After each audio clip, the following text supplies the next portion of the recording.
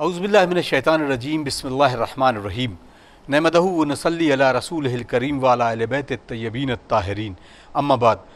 معزز ناظرین، السلام علیکم ورحمۃ اللہ وبرکاتہ۔ میں ہوں اطہر کاظمی اور آپ دیکھ رہے ہیں پروگرام سخن۔ آج ہم پروگرام اس سخن میں ایک اہم گفتگو کرنے جا رہے ہیں۔ سب سے پہلے آج کے اس مناسبت سے مبارکباد پیش کرتے ہیں۔ ہم اپنی عید منا رہے ہیں، عید بھی اس طریقے سے جہاں پر پنجتن پاک علیہ الصلاۃ والسلام کی صداقت کی پوری طریقے سے قرآن نے واضح کر دیا اس آیت کے ذریعے۔ آئیے ہم بات کر رہے ہیں مباہلہ کی۔ مباہلے میں کس طریقے سے حضور سرور کائنات علیہ الصلاۃ والسلام نے اپنے ساتھ اپنے اہل بیت کو لے جا کر نجران کے سامنے جس انداز میں اپنے اہل بیت کی صداقت کا اعلان کیا، اس کی نہ تو کوئی نظیر ہے نہ مثال ہے۔ ناظرین اکرام، ہم سب سے پہلے مبارکباد پیش کرتے ہیں آپ کی خدمت میں، وقت کے امام کے حضور اجل اللہ تعالیٰ فرج و شریف کی خدمت میں بھی مبارکباد پیش کرتے ہیں، اور اس موضوع کو ڈسکس کرنے کے لیے ہم سب سے پہلے دعوت دینا چاہ رہے ہیں حجت الاسلام والمسلمین علی جناب مولانا عباس ناصر ابقاتی صاحب کا، جو ہمارے ساتھ اسٹوڈیو میں موجود ہے۔ السلام علیکم آقا، بہت بہت خیر مقدم ہے، اور پہلے سب سے پہلے آج اس مسرت موقع پر مبارکباد مبارک ہو، اور میں آپ کے توسط سے تمام آپ کے ناظرین کو مبارکباد پیش کرتا ہوں عید مباہلہ کے حوالے سے، اور اپنے امام وقت اور تمام مراجع کی خدمت میں آپ کے ذریعے سے مبارکباد۔ جزاک اللہ خیر، بہت بہت شکریہ سرکار۔ جب بھی مباہلہ کا تذکرہ ہوتا ہے تو ہمارے ذہنوں میں ایک لفظ آتا ہے نجران۔ تو جو نجران یہ کہاں پر تھا اور اس کی کیا تاریخ ہے؟ دیکھیے، پیغمبر نے جب خطوط لکھے ہیں اپنی تو ان خطوط میں ایک خط یمن بھیجا ہے۔ یمن کا ایک علاقہ ہے نجران، اور وہاں پر عیسائیوں کا بہت بڑا مرکز تھا۔ وہ علاقہ بہت شروع سے عیسائیت کا مرکز رہا ہے کہ جب خانہ کعبہ کو ڈھانے کی کوشش کی گئی تھی ابرہہ کے ذریعے، تو وہ ہمیشہ سے اس علاقے میں یہ رہا کہ عیسائیت کا ایک غلبہ رہا، اور یہ سب دمشق کے علاقے اور یہ جس کو بلاد الشام پورا کہا جاتا ہے، تو اس کے اثرات جو تھے وہ یمن تک کے باقاعدہ، ظاہر ہے کہ تب تک اسلام نہیں تھا، اور وہ پوری ایک تاریخ ہے۔ تو جب پیغمبر نے خط لکھا تو نصارہ نجران کو، جو اپنے عقیدے میں بہت زیادہ محکم و مضبوط تھے، ان کو خط لکھا، اور ان کو خط لکھ کے دعوت دی کہ بھئی پہلے جو اتمام حجت کا مرحلہ ہوتا ہے، عام طور پہ ایک غلط فہمی بہت زیادہ وہ مسلمانوں کی وجہ سے پھیلی ہے، وہ اسلام کی وجہ سے نہیں پھیلی ہے۔ مسلمانوں نے جنگ کو ترجیح دی، ہر ایک کی گردن پہ تلوار رکھ دی لا الہ الا اللہ کہہ کے، تو لوگ یہ سمجھے کہ اسلام شروع ہی ہوتا ہے تلوار سے، لیکن اسلام کا آغاز جو ہے وہ در حقیقت قلم سے۔ وہ قرآن بھی اس کو کہہ رہا ہے کہ نون والقلم وما یسطرون، قسم ہے نون کی اور قلم کی اور لکھی جانے والی عبارتوں کی۔ تو بات قلم سے شروع ہوتی ہے، تو پیغمبر نے لکھوایا، اور یہ بھی ایک اختلافی مسئلہ ہے، ظاہر ہے کہ وہ علماء خیر وہ ایک بہت اہم جو گفتگو ہم کرنے جا رہے ہیں وہ ہے مباہلہ کی۔ بالکل، کون سا ایسا موضوع تھا کہ جس پر رسول اللہ نے نجران کو دعوت دی، اور اس پر جو نجران کے جو تمام ایک وفد تھا وہ رسول اللہ کے پاس آیا؟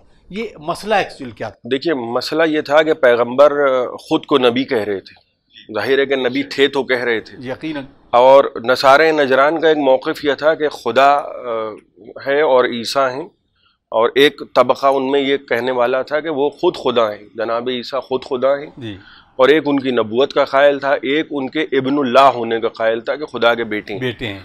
تو ان سب موضوعات کو لے کے پیغمبر نے ان کو خط لکھا کہ بھئی میں اللہ کا نبی ہوں، مجھ پر نبوت ختم ہو رہی ہے، میں صاحب کتاب، صاحب شریعت۔ تو وہ اپنے موقف سے بالکل ہل نہیں رہے تھے، تو ان کو بلایا کہ بھئی تم آؤ اور ہم سے آ کے گفتگو کرو۔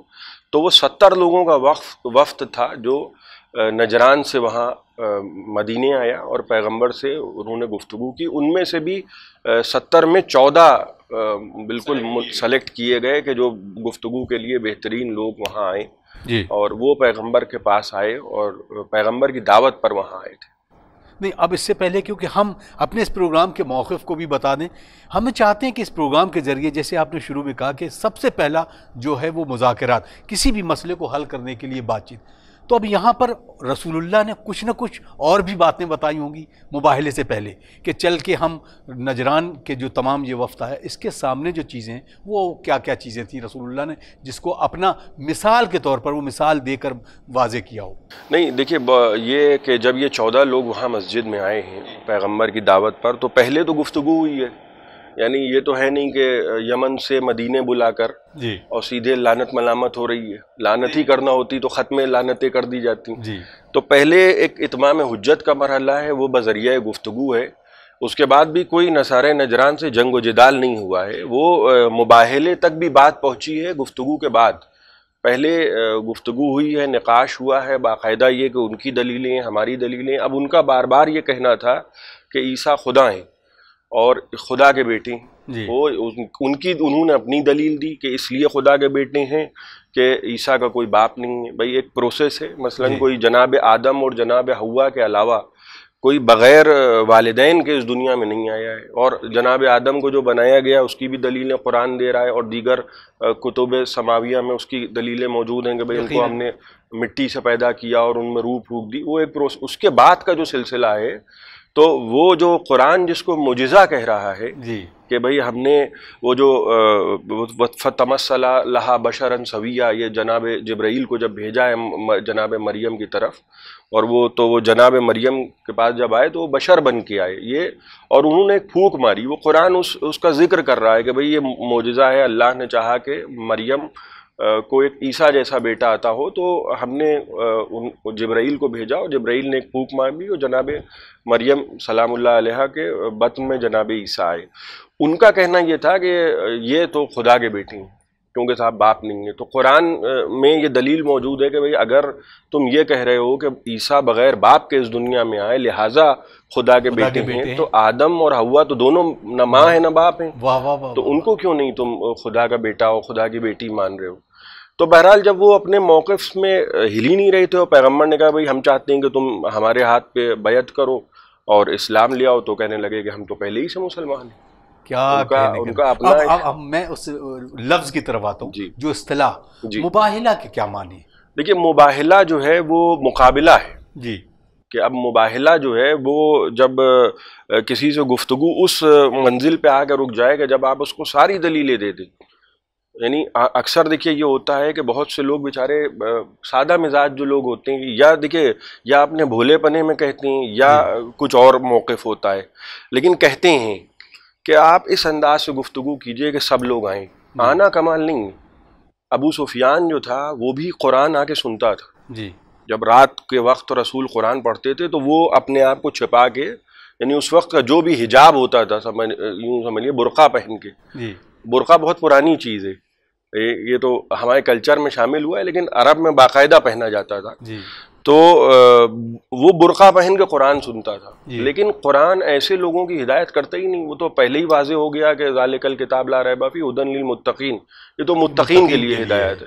تو دل میں ظاہر ہے کہ جب انسان کے کفر سے لبریز ہوگا دل، تو کیا ملے گا؟ وہ سنا اس نے اور وہ چلا آیا، اسی میں وہ گویا اپنے گوشے ڈھونڈنے کی کوشش کرتا تھا کہ دیکھیے اس میں یہ بات کہہ دی، اس میں یہ بات کہہ دی.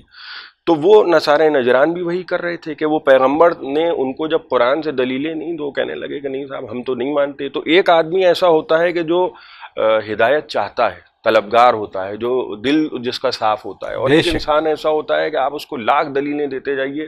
یعنی آب زمزم سے زیادہ پاک و طاہر زبان بھی اگر قرآن سنائے، رسول خدا کی زبان سے وہ قرآن سن رہے ہیں اور دلیلیں بالکل واضح، جی اس کے بعد بھی وہ کیونکہ وہ ماننے کے لیے آئے نہیں تھے. بھائی مانتا تو وہ آدمی ہے، یعنی آپ مجھ سے اگر میں نہ ماننے پہ آؤں تو میں یہی کہہ دوں کہ آپ دکھا دیجئے. وہ جناب موسیٰ سے یہی تو کہہ رہی تھی قوم کہ ہم تو نہیں مانیں گے جب تک کہ خدا کو دیکھیں گے نہیں. تو اب ایسی قوم کو کیسے منوائیں جہاں یہ کہا جا رہا ہے کہ لن ترانی، موسیٰ ہی نہیں دیکھ سکتے تو وہ دکھائیں گے کیا؟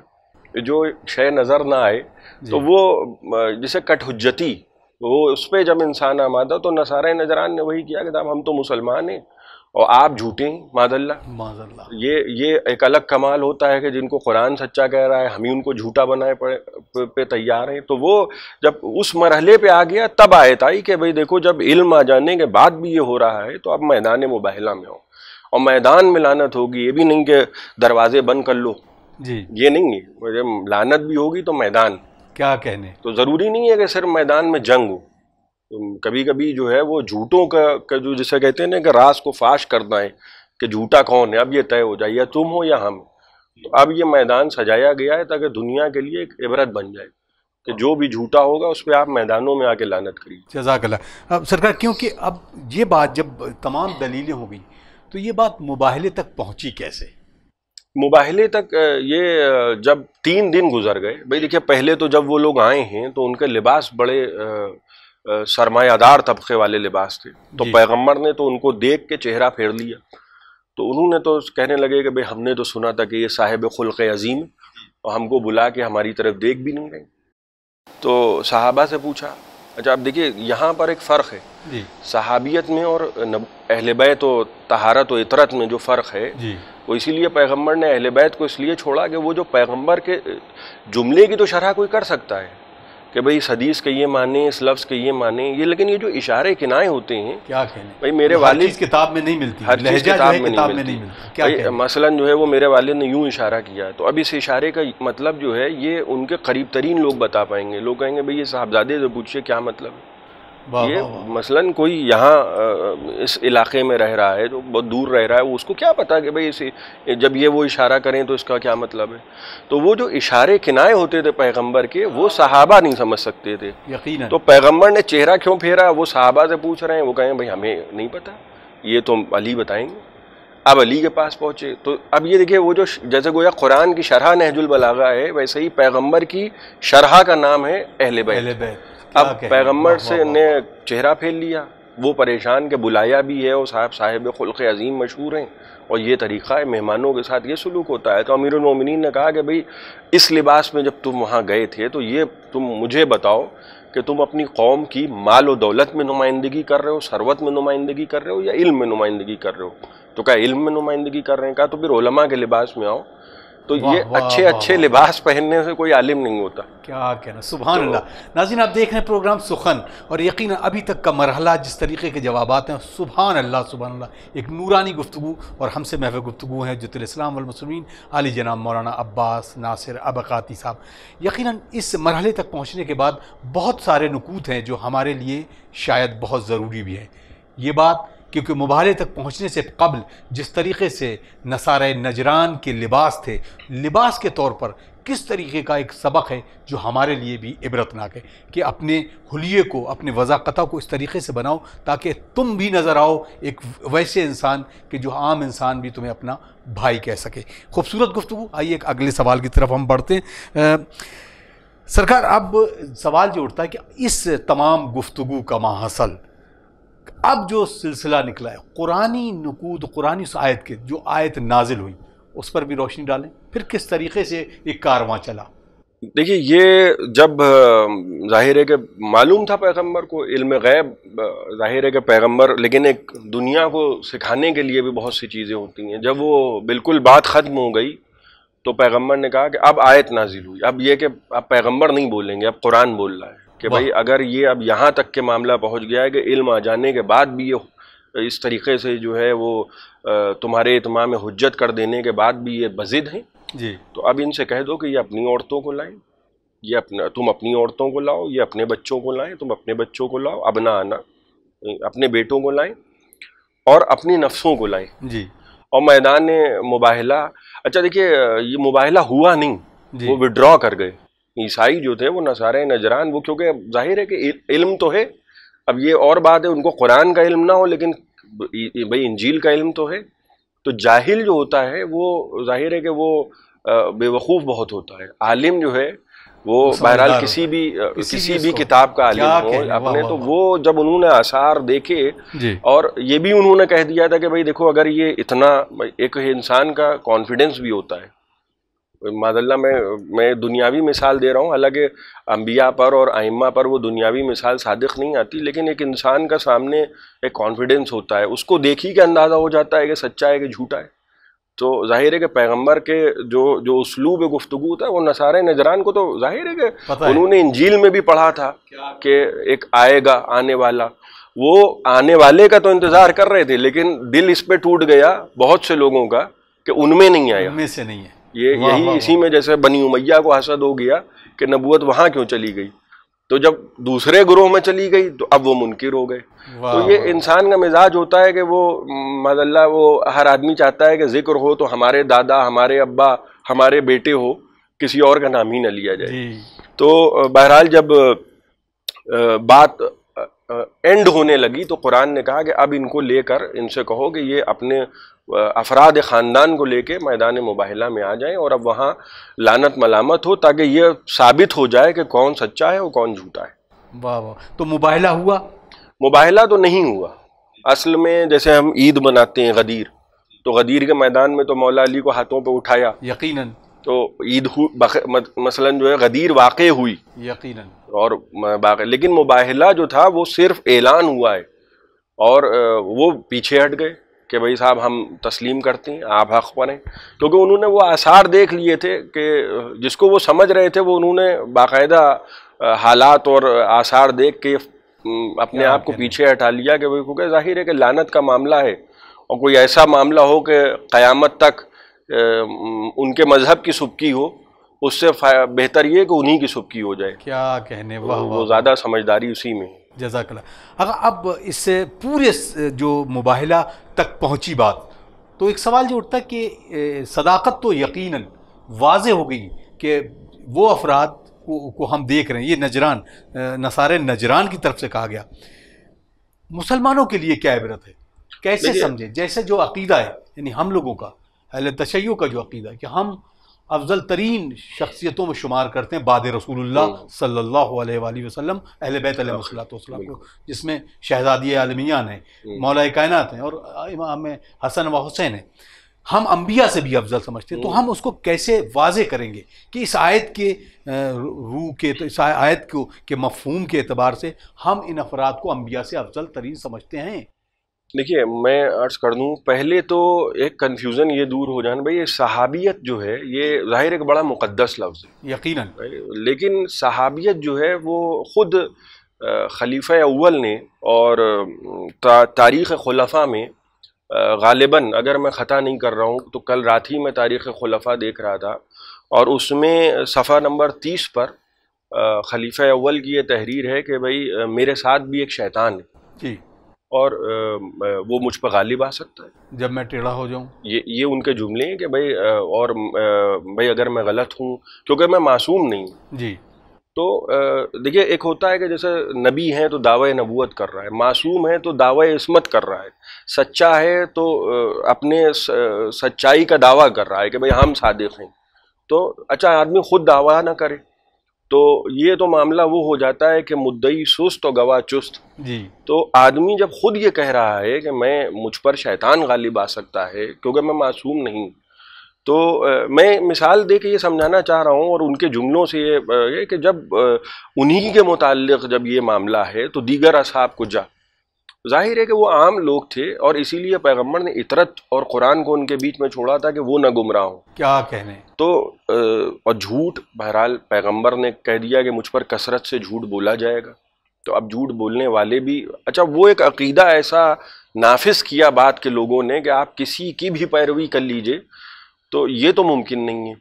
اگر سب سچے ہوتے تو قرآن صرف ان 5 کے متعلق یہ آیت کیوں نازل ہوتی کہ یا ایھا الذین آمنوا کونوا مع الصادقین، یعنی مع صادقین کے ساتھ ہو جاؤ، گویا کہ سچوں کے ساتھ ہو جاؤ. اس کا مطلب یہ ہے کہ کچھ سچے ہیں اور حکم اس وقت کے لوگوں کو یہ دیا جا رہا ہے کہ تم، یعنی کونو جمع کا صیغہ ہے، تم سب لوگ سچوں کے ساتھ ہو جاؤ. یعنی مثلا یہاں اس امام بارگاہ میں 15 لوگ بیٹھے ہیں اور آپ نے ان 15 لوگوں سے خطاب کر کے کہا کہ کونو مع صادقین، تو اس کے معنی یہ ہے کہ آپ ان سب سے یہ کہہ رہے ہیں کہ تم سچوں کے ساتھ ہو جاؤ. تو ظاہر ہے کہ سچوں کا تعارف جب کرانے کی بات آئی تو اسی آیت پہ آئی کہ اب سچے کون لوگ ہیں. حالانکہ جانتے سب تھے، یہ اصحاب تو ماشاءاللہ اتنے سمجھدار لوگ تھے کہ جیسے میں نے ابھی عرض کیا کہ جب نصارہ نجران نے کہا کہ بھئی کیا مطلب ہے تو انہوں نے کہا علی بتائیں گے. تو یہ تو میرا خیال ہے کہ بات میں جو متعصب تاریخ لکھنے والے تھے انہوں نے ایسا ظاہر کیا کہ کہ بھائی وہ تو سب سے افضل ترین لوگ تھے، وہ بہتر جانتے تھے، کسی نے کہا ہی نہیں کہ مجھے لے چلیے میدان مباہلہ میں. وہ جب سچوں کی بات آئی تو پیغمبر نے وہ چادر کھینچی. اور یہ مجھے نہیں معلوم، بھائی ظاہر ہے کہ یہ سب علماء کا کام ہے، بڑے جید علماء، ہو سکتا ہے کہ بھائی 3 بیٹیاں ہوں نبی کی، لیکن لے کے خالی جناب سیدہ کو گئے، جبکہ صیغہ جو ہے وہ جمع کا تھا. اور ایک تصور یہ ہے کہ بھئی بیٹا نہیں تھا ماد اللہ رسول خدا کے، بیٹا بھی اس وقت زندہ تھا، اور وہ کوئی ماد اللہ نوح کے بیٹے کی طرح نہیں تھا کہ باپ کو چھوڑ کے پہاڑ پہ چڑھ جائے. بیٹا زندہ تھا، اور ایسا بیٹا زندہ تھا کہ جس کی نماز جنازہ جب رسول خدا نے پڑھی تو خود نماز جنازہ میں یہ کہا کہ لو عاشا ابراہیم لکان صدیقا نبیہ، اگر یہ میرا بیٹا زندہ ہوتا تو یہ صدیق بھی ہوتا، نبی بھی ہوتا. یعنی صدیق سب سے بڑا سچا.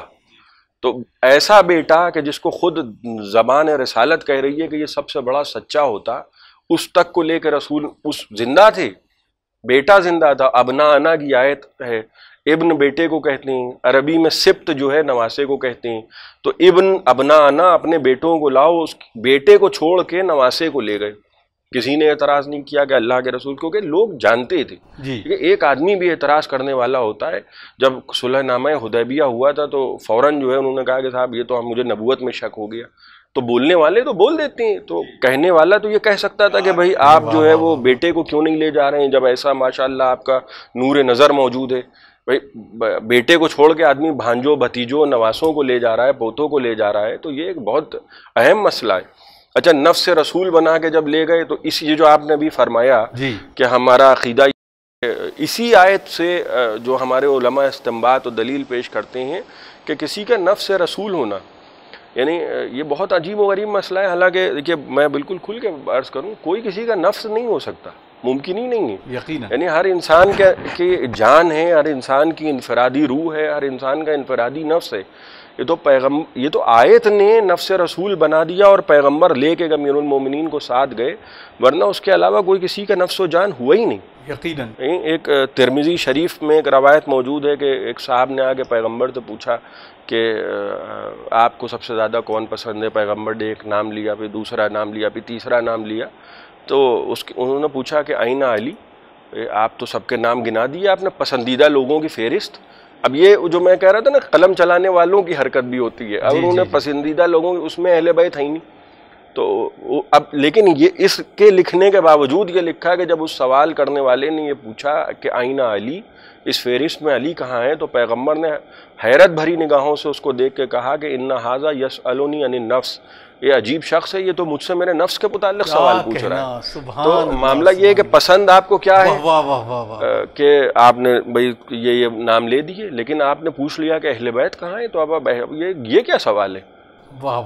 میں آپ سے پوچھوں، معذرت میں آپ سے پوچھوں کہ آپ کو کون کون لوگ لکھنؤ میں پسند ہیں؟ تو آپ نے 3-4 لوگوں کے نام فلاں صاحب فلاں صاحب فلاں صاحب. اس کے بعد میں نے کہا صاحب اس فہرست میں آپ کے گھر والے تو ہیں نہیں، آپ کا بیٹا تو ہے ہی نہیں. تو آپ کہیں گے یہ کیا سوال ہے؟ آپ نے پسند پوچھی ہے، میں بتا رہا ہوں. آپ لوگوں کے بارے میں رائے جان رہے ہیں، تو آپ اب کہاں وہ اولاد ہو، کہاں افراد. کیا یہ معاملہ. اگر میں چاہوں گا کہ آج اس خوبصورت موقع پر، اس مسرت کے موقع پر ایک پیغام جو لوگوں تک بھی پہنچے، اور تاکہ لوگوں کو کی آنکھیں کھلیں، اور اس طریقے سے کہ وہ تمام لوگوں کے لیے، نوجوانوں کے لیے خاص طور سے مشعل راہبی بن جائے. دیکھیے بس میں ایک بالکل کھل کے ایک بات کہوں کہ جن کو قرآن سچا کہے، جن کو نبی وصیت کے ذریعے ہمارے درمیان چھوڑیں، یہ ہم اہل بیت کے مسئلے میں یہ نہیں ہے کہ ہم کوئی متعصب لوگ ہیں، یا ہم پتہ چلا مثلا بھئی آپ بھی کاظمی ہیں، میں بھی کاظمی ہوں، امام موسیٰ جعفر، لہٰذا یہ مسئلہ نہیں ہے کہ ہم جو ہے وہ کیا اپنے اجداد کا. یہ ہے کہ نص سے قرآن، بھئی غدیر کو ہم اس لیے مانتے ہیں کہ قرآن کہہ رہا ہے، نبی ہاتھوں میں بلند کر رہے ہیں. اگر نبی نے کسی اور کو مولا بنایا ہوتا، خدا کی قسم اس کو ماننے کو تیار ہوتا. کیا کہنے. لیکن اگر خدا ہی نہ بنائے، نبی ہی نہ اعلان کریں، اور جب نبی وصیت کے ذریعے صحیح مسلم تک میں، یعنی اکثر لوگ جو ہے، آپ عامت المسلمین سے پوچھئے کہ پیغمبر نے فرمایا کہ میں تمہارے درمیان قرآن و اہل بیت چھوڑے جا رہا ہوں، فوراً کہیں گے یہ تو شیعوں کی روایت ہے. یہ شیعوں کی روایت نہیں ہے، یہ سنیوں کی بڑی صحاح ستہ میں یہی روایت ہے. واہ اور ان کے یہاں جو سنتی والی روایت صحیح حدیث ہے، صحیح حدیث یہی مسلسل ہے، وہ متواتر ضعیف ہے، کیا کہنا۔ معاملہ الٹا بہت بہت یہ شکریہ، ہے۔ آقا بالکل اجازت نہیں دیتا ہے وقت۔ ناظرین آپ دیکھ رہے ہیں پروگرام سخن، اور ہم گفتگو کر رہے تھے مباہلہ کے اوپر، اور یہ پروگرام جو آپ سماعت فرما رہے ہیں اس میں خصوصاً آپ کی دعاؤں کی اشد ضرورت بھی ہے، تاکہ آپ کی دعاؤں سے ہمیں وہ توانائی ملے کہ ہم اس طرح کے پروگرام آپ تک پہنچانے کی کوشش کرتے رہیں۔ ہم سے محو گفتگو تھے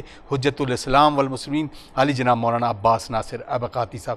ہمیں اجازت دیجیے، اگلے پروگرام میں پھر حاضر ہوتے ہیں۔ والسلام علیکم ورحمۃ اللہ وبرکاتہ۔ آئیے وقت کے امام کے ظہور کی تاجیل کی دعا کرتے ہیں۔ اللہم عجل لولیک الفرج۔